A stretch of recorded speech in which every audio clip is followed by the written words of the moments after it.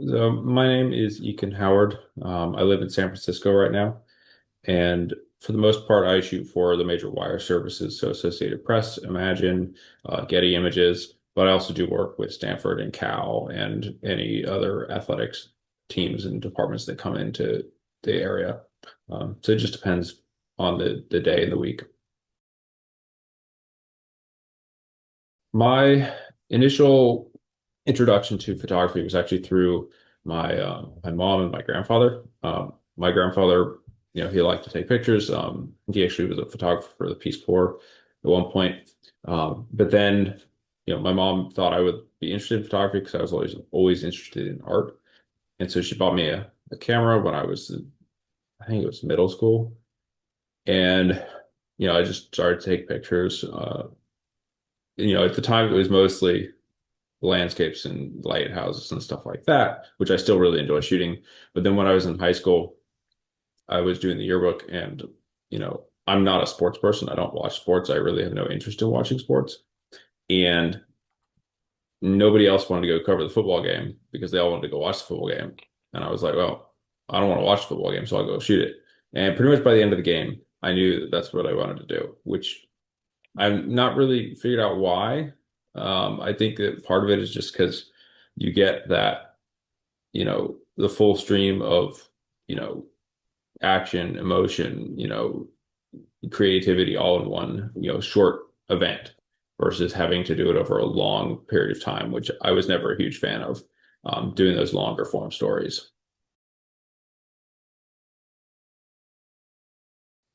Early on, I spent a lot of time watching YouTube videos and just playing around with my cameras to teach myself how, all the different settings worked and what I liked and what I didn't like. And then after high school, I went to Rochester Institute of Technology, commonly known as RIT, up in New York. And I went through the photojournalism program. And then some of the most important classes that I think I took while I was there was, I had our professor, who's Pulitzer Prize winning photographer, taught a sports photography class periodically. And so I got him to teach it while I was there. And then one of the other most important classes I took was the location lighting class, because to me, one of the biggest downsides of the RIT program is they don't require photojournalism students to take lighting classes. And going out of college, the very first assignment I ever had was a portrait. And being able to light really made me able to do a lot of assignments that I wouldn't have been able to do if I didn't know how to use lighting. So taking that location lighting class was incredibly important. Um, so that was those were two of my favorite classes, obviously, because I like sports and I like to light. But we also took photojournalism and just a wide variety of other photojournalism, video, and I took a couple advertising classes as well, for fun. After I graduated, I interned as a newspaper photographer at the Lincoln Journal-Star in Lincoln, Nebraska. A majority of what I covered there was sports because that's what a majority of their assignments were. Their editors also knew that I liked to cover sports, so they put me on more of the sports assignments. And I also worked on the weekends because I was the intern, and a lot of sports happened on the weekends, which was fine with me. Um, and so at that point, I knew that that's what I wanted to do professionally. And so, after I finished my internship, I didn't want to work for another newspaper unless it was a sports heavy newspaper. And so, I started to build up my contacts and relationships, and, I'd run into, Getty staffers and AP staffers and all these other photographers at different events that I would cover. So I just kind of built the connections with them. And then as soon as I graduated, I sent them all emails, and they all signed me on. Initially, Getty was my major client. Probably about 75% of the work I did when I was living in North Carolina after my internship was for Getty. But once I moved out here, there was a little bit bigger of a market and a bigger need for the other clients. So that when they all started to request me for events. Yeah, so when I moved from North Carolina to San Francisco, I knew obviously I was like, okay, I need to make more money because it's more expensive to live here.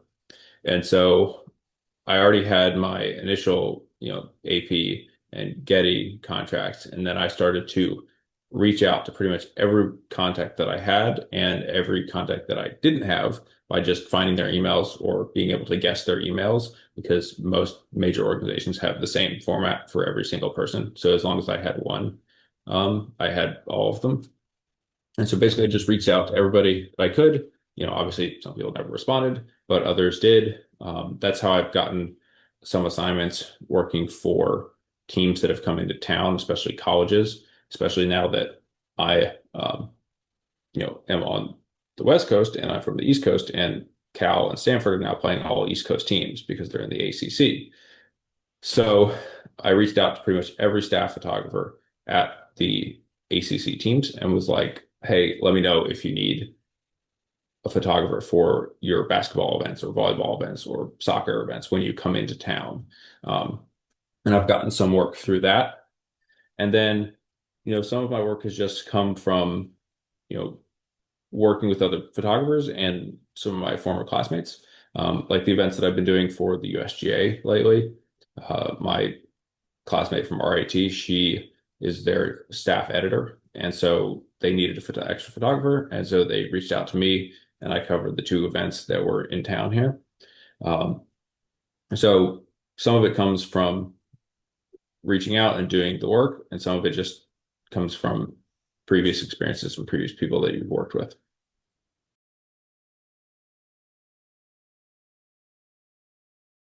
Style is one of the hardest things to me to define for each photographer because everybody's different. One of the things that I've always said to especially the younger photographers that I've worked with and college students is, if you've ever read the Sherlock Holmes books, he says at one point that you see, but you do not observe. And I think that he's making a very important distinction there because I think that seeing and observing are two very different things. We all see the world exactly the same because the light coming into our eyes is the same, but the observations that we make from that sight and using our experiences in our past to observe different things about what we're seeing has really been how I've approached it and how I observe the world through my camera and just I'll observe something like, oh, I want that photo, and I'll go out of my way to get that photo.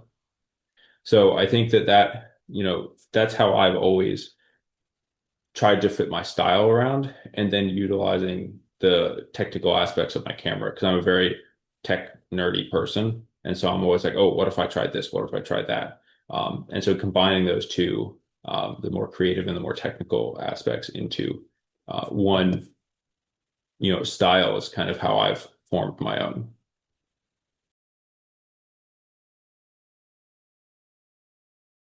Pretty much every event that I go to, there's some kind of photo that I want, whether it's something that I had observed at a previous game or it's something that I'm like, oh, I've never shot here before. I want to get a wide shot of the arena just because I always like to do that at every new venue that I go to.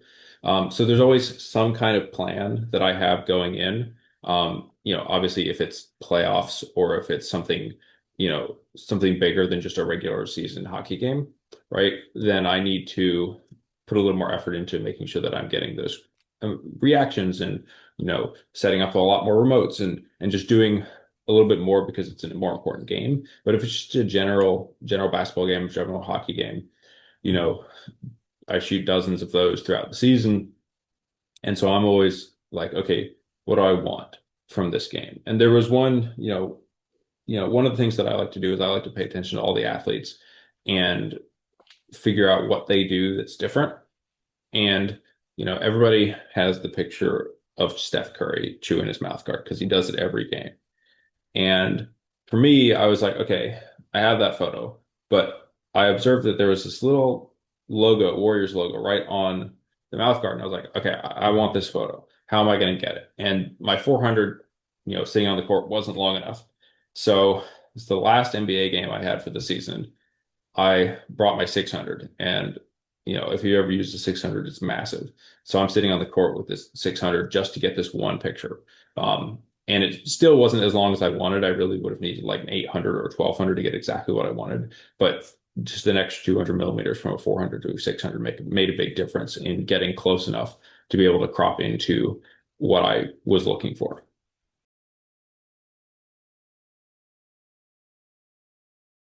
Whenever I go cover just a general baseball game, right, or what whatnot, there's always the list. So for baseball, obviously starting pitchers for both teams. Any important plays, if anybody hits home runs, any celebrations from those home runs. If I can get the managers, try to get the managers. I like to do some kind of wider photo at every event. The traditional thing is do wide, medium, tight, detail. Those are the four shots that I look for all the time. And then just trying to do something a little bit more creative each event. Sometimes I try something, it doesn't work. Sometimes I try something and I really like it. So that's kind of how I approach just a daily, sporting event. When I have a multi-day one, there's a lot of times where I'll be like, okay, I have this shot in mind.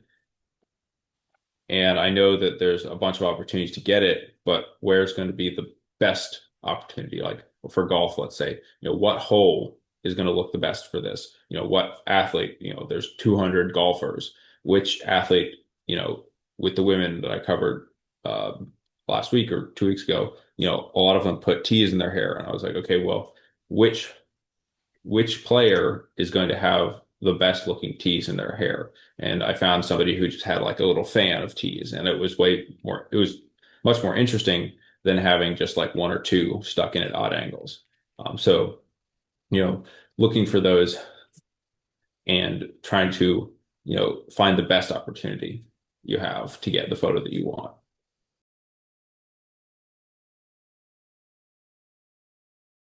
Covering covering a big game, you know, there's a lot of information that you have to process at the same time. Um, Obviously you're trying to cover the event, but I'm also always constantly paying attention to everything that's going on around me. Um, there have been times when, I will be shooting, I think it was actually a high school game, because I was close enough to the coaches where I could hear them. And I'll be shooting something and I'll hear the coaches yell, or they'll be talking to their player on the sideline and they say, "Hey, go do this." And I'll be like, "Okay, I know this is going to happen. How am I going to get that photo?" Um, and so I'll set up for that.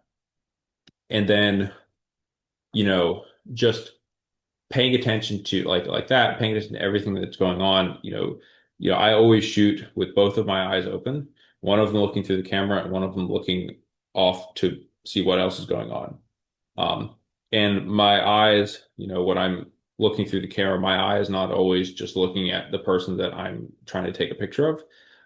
It's always bouncing around to see what else is happening in the frame, because that gives me, a little bit of warning if I start to see somebody coming in from the side who might be coming in for like a slide tackle for soccer, right? Um, so just paying attention to all of that information at the same time and processing it and knowing what it all means and what it's going to lead to, has enabled me to get a lot of photos that I might not have been able to if I hadn't been kind of prepared for it to happen.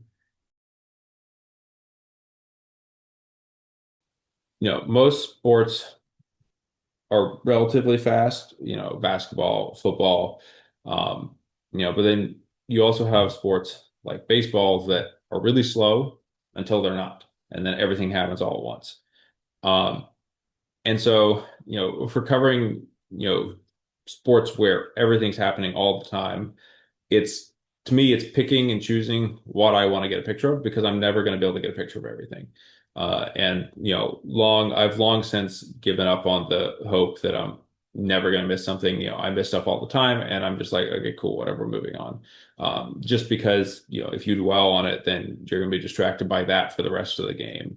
I remember seeing a photographer post on Instagram on their story. They were like, put a picture of a frame where they'd gotten blocked, and they were like, "Oh, it's been 4 years and I'm still upset about this." And I'm like, move on, right? Move on. You're never going to be able to go back and get that photo, so it doesn't really matter, right?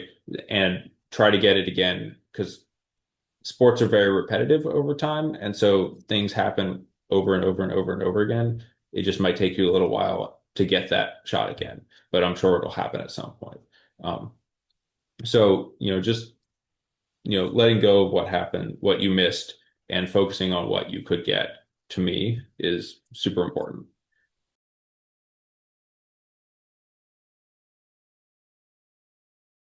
I have, you know, the only way to get everything to line up perfectly, it's almost never going to happen if you just let it happen by chance. You always have to be prepared. And, one of my favorite examples, it's a very simple photo, but it's one of my favorite. It's a photo, it's the opening one on my website, I believe, right now. And from the College World Series. I actually wasn't working that day. I just went up because I was bored. I was off from the newspaper and I had a week-long credential for the event. So I was like, well, I'm just going to go take pictures for fun. And, I went up and I already knew that the sun was going to come across the stadium in a really cool way because I'd seen other photos from lower down and you'd see the little pockets of light. And I was like, okay, well, I want this photo from above. And so I went all the way up to the top of the stadium and, I waited until the sun was setting and coming across the field. And you have this huge swath of light because there's like a canopy and then the stadium, and then there's a strip of empty space where the light comes through. And I knew I wanted it on the pitcher. And so I was waiting and waiting. And as it slowly moved, I waited until it was right on the pitcher's mound. And if I remember correctly, at the time they were playing Stanford. And Stanford was wearing black, and it just didn't look good. And so I had to wait until the Vanderbilt pitcher was on the mound because he was wearing white. And that was the only way to make it really pop off. And then right as he was pitching, just the corner, just like the corner of that pocket of light was right on the pitcher's mound. And so that's exactly where the nice light starts, and it spreads out in a little rectangle swoosh from there. And I also had a couple of frames because I believe there was somebody on first base too at the time. And so what would happen is, he would start to try to steal, he'd get ready to steal second. And so he'd be in the background. So I had to wait until he stole second so he wouldn't be in the background of my photo. So it was just a lot of different elements that I had to wait for them to line up properly before I got the photo. Um, you know, it, it that's kind of stuff that I spend a lot of time doing. I'm like, okay, I'm going to sit here and wait until the photo is exactly what I want before I move on. My camera bag consists of a wide variety of cameras and lenses, just depending on what I'm shooting. But for the most part, covering just a regular season basketball game, let's say. And for the most part, every event that I go to, I take this setup. It's three bodies. So I'm a Nikon shooter, so I have two Z9s and a Z8.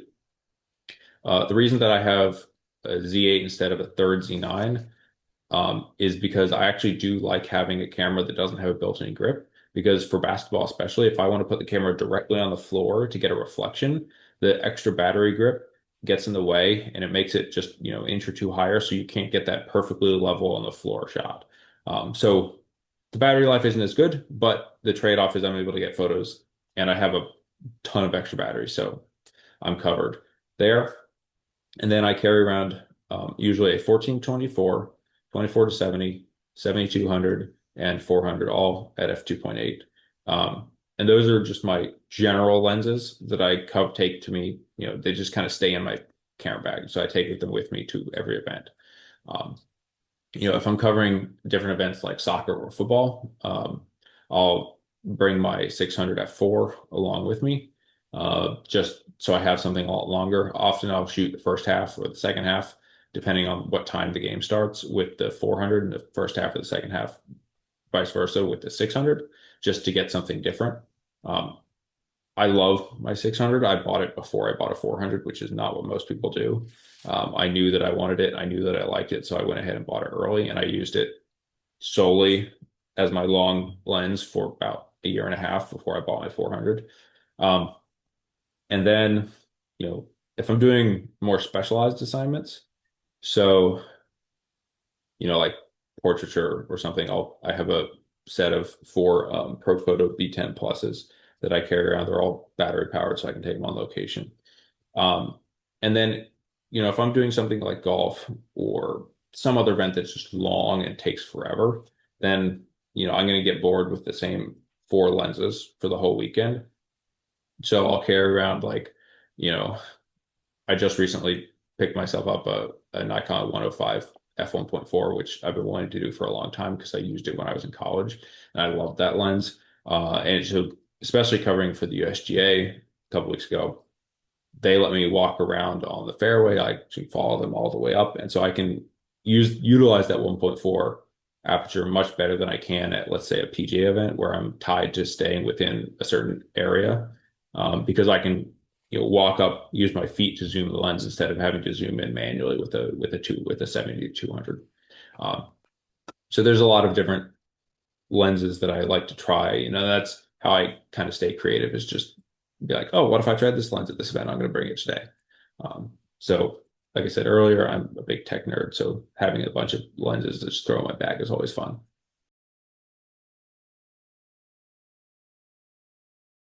Before every event, you know, I always, first thing I always do is make sure that my uh, camera timestamps are correct because the mirrorless cameras these days seem to be really bad about getting off. But otherwise, I make my code replacements for captioning. Um, I double check the rosters because sometimes they have roster changes. Um, the first thing I usually do if I haven't shot an event before at a specific arena, or if there's a new event, like if it's tennis inside the basketball arena, I'll go walk around and kind of get my bearings to see where we're allowed to shoot from and see uh, what options I have and what I can do and what I can't do.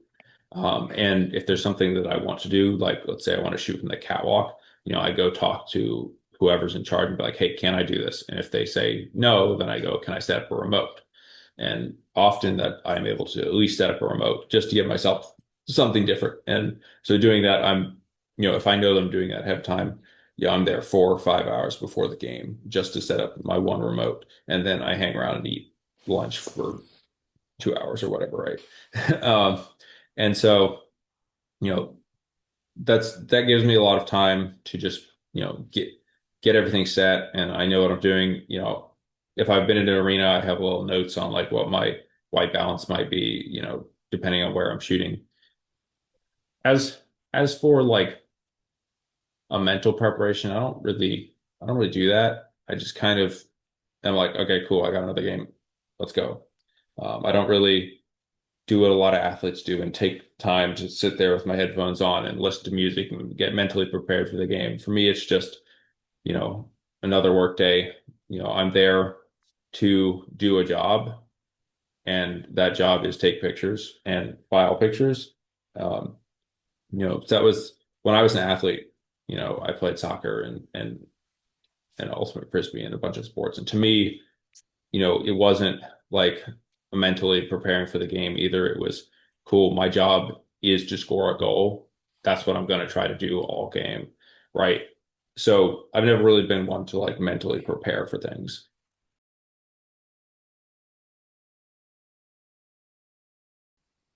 Well, I've had my fair share of terribly lit gyms over the years, especially working for the newspaper in Nebraska. I covered a lot of events at a lot of very small schools. And, for me, it's just, I gotta, just gotta deal with it and just gotta figure out a way around it. There's nothing I can do about it. I can't be like, oh, add new lights before the game starts, right? So for me, it's, first thing I got to do is I got to know exactly how my settings work and which ones I can get away with bumping up or bumping down. So first things first is I got to know what the maximum ISO I'm capable of shooting at before it gets too noisy for me personally. Most cameras that I own now, that's around, you know, if I'm pushing it around 12,800, I can get away with that. Especially if I'm shooting, raw. Otherwise, the minimum shutter speed I will go maximum, like the minimum I will push it is 500 of a second. If I can get away with it, I'd rather be at 1,000, just because, especially with the higher megapixel cameras, it's more likely you're going to see motion blur. So having a higher megapixel camera at a slower shutter speed means you're going to see more motion blur, because there's more detail. But you know, I I balance that, and I'm like, okay, well, if I can push this up to here, I can push this down to here. My aperture is kind of set at 2.8 or whatever my max of the lens is. If I know ahead of time that I'm going to be at a really bad, especially gyms, like if I know ahead of time that the gym is going to be terribly lit, I'll pull out, an 85-1.4 or something just so I have that option. Um, and then, white balance is always something to deal with. Uh, it's kind of tough. So, if I know, oh, this gym is going to be really bad, again, I'll pull out or I'll throw my color checker in my bag just to have it, just in case I need it. But auto white balance these days has gotten really, really good. Um, so for me personally, at every event that I shoot RAW to one card and JPEG to the other card. Um, so most of my clients require JPEG. Pretty much every wire service requires JPEG. Getty's app doesn't even accept RAW files. You can't even import RAW files to their app. Um, so, I always use the JPEGs for day of stuff. But if I get something, wild or insane, I will make sure I'm gonna pull that raw file because I really want to have that raw file for that photo. If I'm shooting for myself, I'll pretty much always shoot raw, like always pull the raw card out of my camera. Because I want to have those raw files for me. I shoot so much for Getty and AP and Imagine. It's like I don't even think I'd be able to store that many raw files on my computer. And I have four 16 terabyte drives, right? So, you know, that selectively picking the raw files that I want to keep from my major events that I shoot, um, is something that I started to do more once I graduated. But in college and on my internship, I think I kept every raw file from everything that I did. For me, coming out of, photojournalism school, post-processing is basically add a little contrast, crop it how I like it, dodge and burn it a little bit if needed, and that's it. Or correct the color, if needed, and then that's it. Like I'm not doing much else to it. And these days if I'm trying to get stuff out, immediately for Getty or something, the raw files or the JPEGs in my camera, I've set my camera to tone the JPEGs just a little bit. So I basically can send the camera straight out of the camera without having to worry about anything because I've set it all up so they look good. I'm obviously occasionally I have to, crop it, or not occasionally, I almost always crop everything, but occasionally I'll have to be like, oh, I overexposed it by a little bit. Let me bring it down just a tad. Um, but for the most part, my camera files can be sent straight from camera and they look fine. Um, as long as I'm just using the JPEGs.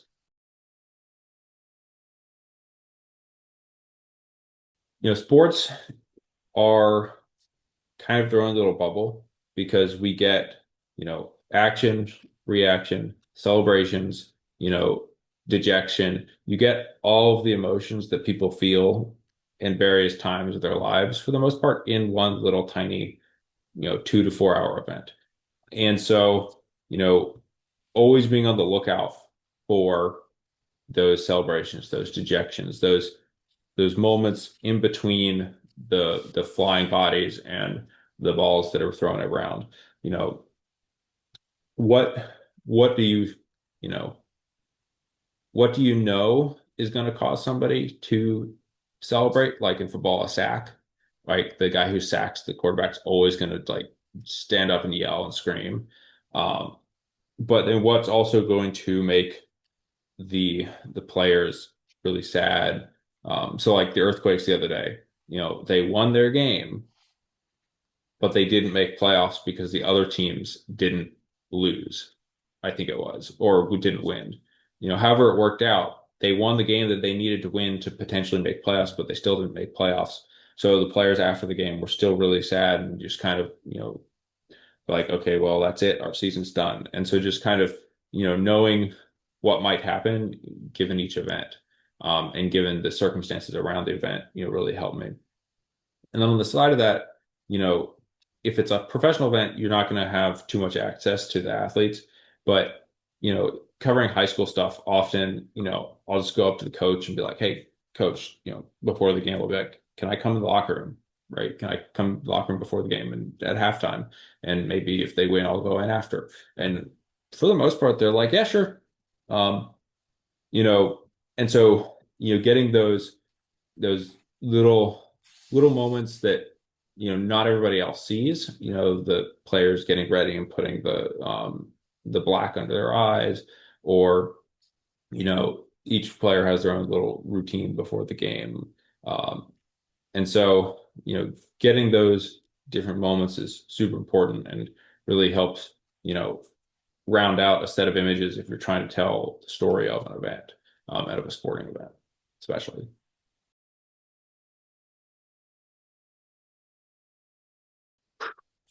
That's that's a tough one for me. So, obviously, when you cover an event, I get this a lot from people. They're like, oh, aren't you worried that you're going to make the athletes annoyed at you because they just lost their game and they're sitting there crying on the sidelines and you're in their face with the camera? And I'm like, eh, they can deal with it. Right. So for me, it's like, I'm doing my job. My job is to take the pictures of the athletes, no matter what happens. And, most of them know that. Most of them know that that's, my job. I'm not working for the team. Like the team photographer is never going to go take pictures of athletes crying after the game because they lost, because the team doesn't want that. The team's never going to use that for anything. But for me, you know, somebody told me, I can't remember if it was my professor or somebody told me one time, or maybe it was one of the photographers on my internship. They said that, at that moment in time, those athletes might not necessarily want you to take those photos, but a lot of them, years later might look back and be like, wow, I remember that game. I remember what it was like to feel that. And that photograph might be the only thing they have to remember that by, other than, the experience of being there. Because especially at, smaller events like high schools, and if they're playing for a high school championship, there may only be a handful of photographers there. So there might not be anything else other than those few photos to remind them of what that's like. Other athletes too, one of the professional athletes, who was it?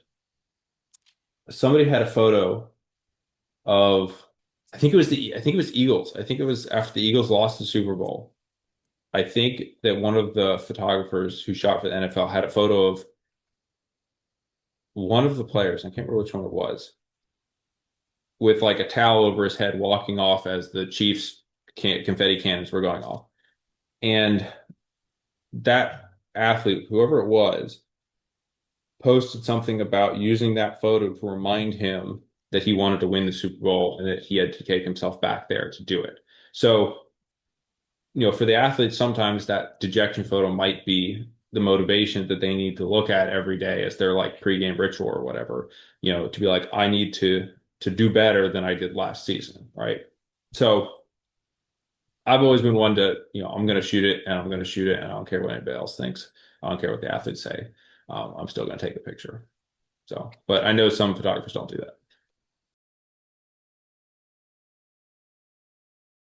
For me, when I was going into the field was don't go into the field.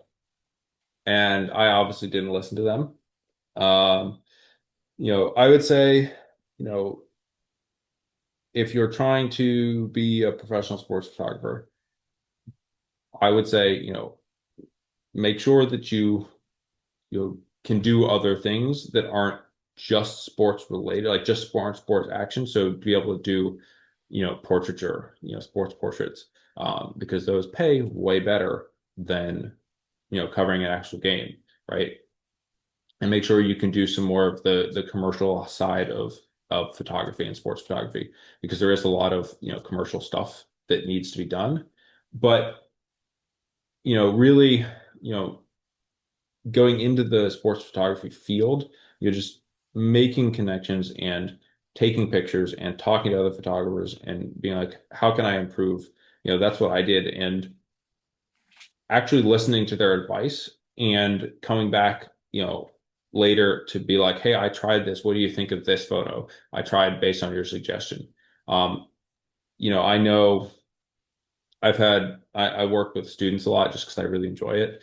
And I can always tell when somebody listened to me and when somebody didn't listen to me, because they'll send me a portfolio and I'll be like, cool, I really like some of the images here. Try this, this, this, and this. Maybe try doing something different.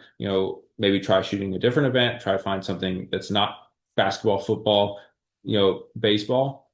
And, they'll come back to me, let's say a year later, and I can tell if they've listened to the advice that I gave them, because there have been times when somebody will come back and their entire portfolio will be completely different, and there'll be, new images and creative images, and they'll be like, oh, I tried this thing that you said and I tried that thing and I really like this and I didn't really like this. But then I'll have other people come back to me and 80% of the pictures will be the same. And I'm like, did you do anything else? Did you shoot anything new? Right. Um, and so, listening to what other photographers, advice that you give them or that they give you, and then that will translate into those people recommending you for other events. I've recommended a lot of photographers, if I see that you are putting the effort into trying different things and getting better, then I'm more likely to recommend you for an event that I can't cover, because I believe that you will put the effort in and listen to the assignment editor and not just do what you're going to do anyway, right? So that for me, is something that big, huge piece of advice. And then, everybody always says, being really nice and, helpful and just be a good person covering events. And, I always try to do that too.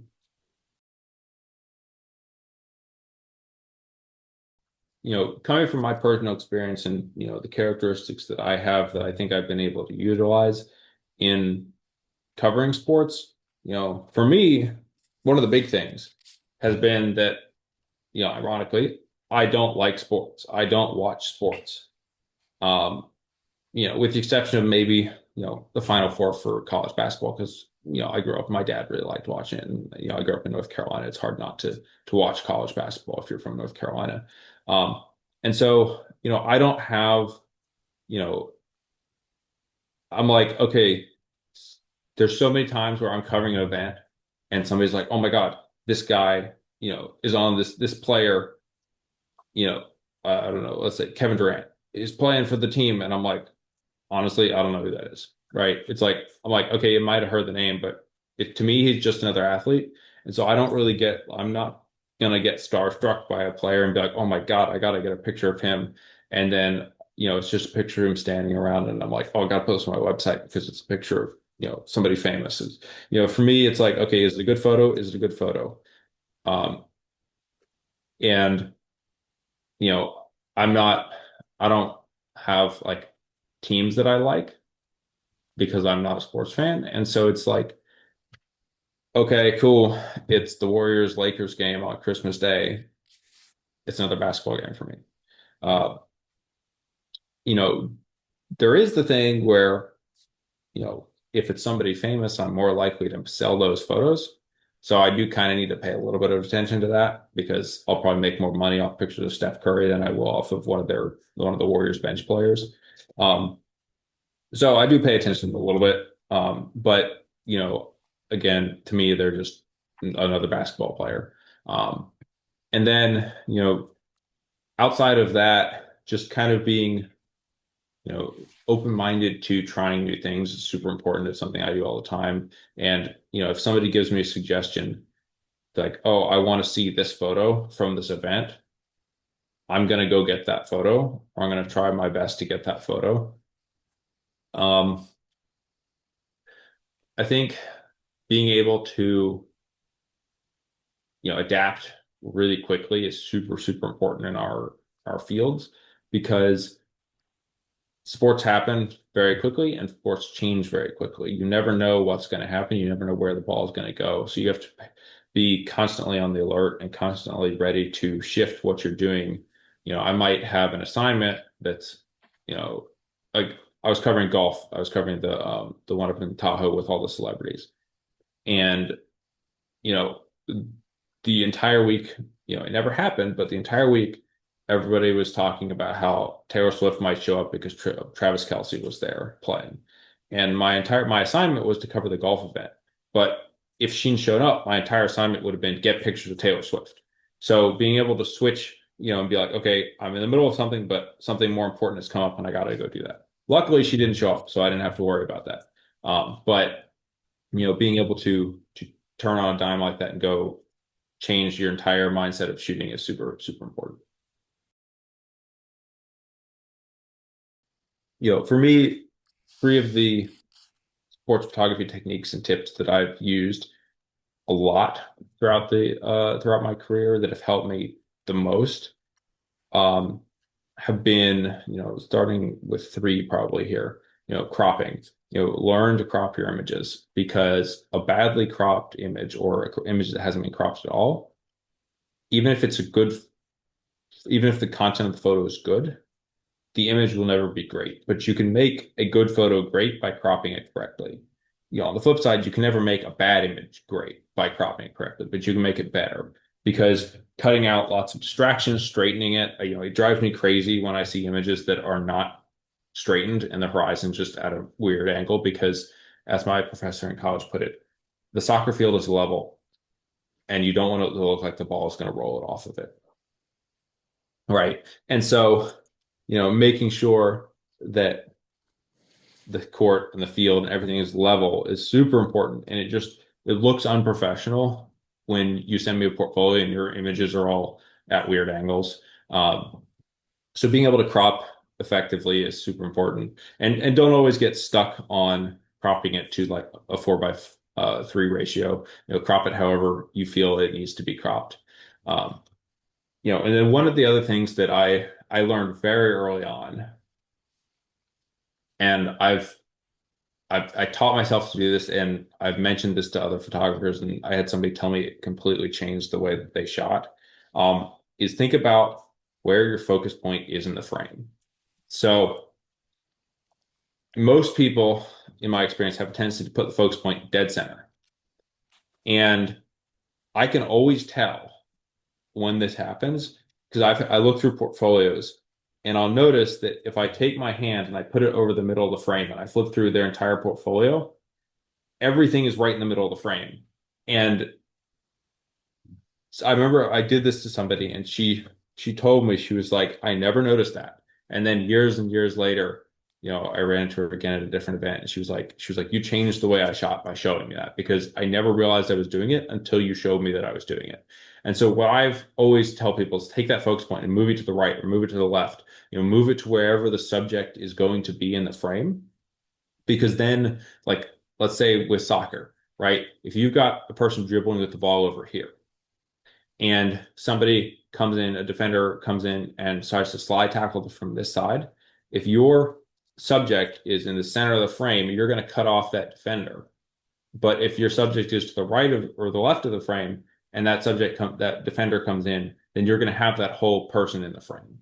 And you can always crop out a little bit of extra space on the top and the bottom and the right and the left if there's a little bit of extra space, but you can never crop in a person that is cut off.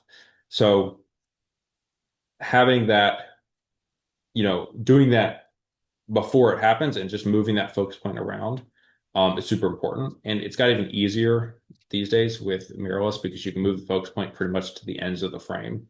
Whereas with DSLRs, you have like this little tiny box in the middle. So it's way better now than it used to be. And then, one of the biggest things that I tell people, is to learn the game that you're doing, to learn the game that you're covering, know the players if you can, that just you will get photos that nobody else might even know are going to happen because you're like, oh, I know this player is going to do that. Like with my Steph Curry picture, it's like, okay, I know this that he does this. I want to get that photo. Or with hockey, often players will celebrate the same way after they score. So it's like, okay, how are they going to celebrate? Which side of the ice are they going to go to? Um, and so just knowing what's going to happen, not just with the individual athletes, but with the game itself. I played soccer, so I'm notoriously good at predicting just what's going to happen, just because I recognize what's going on in the game much more than I do for something like American football, because I have no idea what's going on half the time because I've never played and I never watched it growing up. And so you know, just knowing what's going to happen, there'll be a lot of times when I'm covering soccer where in my head I'll be like, they're about to score, and then they'll score, because I've seen enough soccer and I've played enough soccer to be like, I recognize the the openings that they have and the opportunities that they have that could lead to a goal. Um, and kind of along that line, you know, I have this photo, one photo that everybody always asks me how I got, and it's a picture of a flip throw-in from Nebraska. One of their athletes could do the flip throw-ins. If you're not sure what those are, basically it's often, not often, but women's soccer players sometimes will do a throw-in where they have the ball and they do a flip with it and then land and throw the ball, and it goes a lot farther. And the very first game at Nebraska soccer that I shot, I saw her do it, and she was on the other side of the field, and I was like, I want this photo. It's like I want to get this photo before I'm done with my internship or before the soccer season's over, right? And it took me 4 or 5 games or whatever to get it, because she never did it on my side of the field. But I started to realize, I was like, okay, well, she only does it when they're close enough to the opposing goal to make a difference. Because if the throw-in's all the way to the other end of the field, she's not going to do a flip throw-in because there's no point. But if they're close enough to the goal, she can do a flip throw-in and get it all the way into the penalty box there. And I was like, okay, she's also a defender, so she's going to be at the other end of the field. And if she's going to do the throw in, she's got to come all the way up the field. And so one time, I was sitting there, I was shooting the game, the ball went out in front of me, and I was like, this is it. It's like, this is my opportunity to get this photo. And, to me, if you don't, have that idea in your head already, and you can't pull it up when you recognize the circumstances that will get you that photo, there's no point in having that information in your head. Because if you can't take the two and combine them and be like circumstance and idea, and you don't pair them together when you see the opportunity, then there's no point in even trying, because you need to be able to be ready for that photograph. And so, the ball went out of bounds in front of me, and I was like, this is it. I started to get in position, and I was like getting ready to get pulling up my 24-70, and in the time that it took her to run up the field, because it gave me enough time, because she had to run all the way up the field, or across the field, or whatever it was. So that gave me the time to set myself up and get ready in the position that I wanted, so that I was ready to take the photo. And the team photographer for the University of Nebraska's athletics department told me, he was like, all of my students are really jealous because they all wanted this photo and none of them have been able to get it yet. And I remember a few games later, one of the other photographers that I'm friends with, he was sitting there, and the ball went out of bounds in front of him, and I was like, this is your chance. And he didn't understand what I meant until she got there, right? It was like, okay, here's your opportunity to get this, but he didn't realize what that opportunity was until she was right in front of him about to do the throw, and so he didn't get the photo that he had been wanting, right? And so, it like I said, just paying attention and knowing what's going to happen is very important.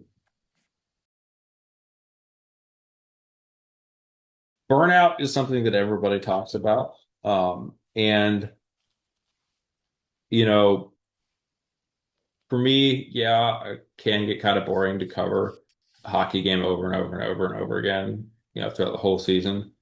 And I don't know if I could do a team photographer job because I like to shoot a variety of things.